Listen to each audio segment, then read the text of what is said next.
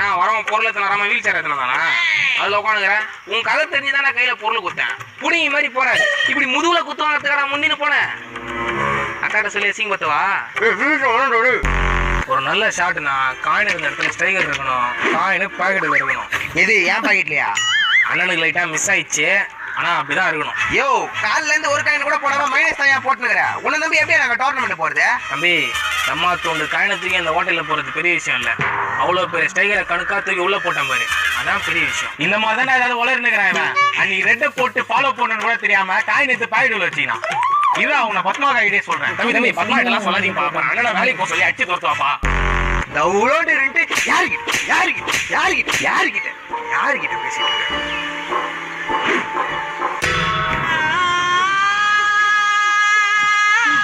கையில கால அடிக்க வேண்டியதானயா? உன் யார் மாடு மாதிரி போய் முட்டை சொன்னது?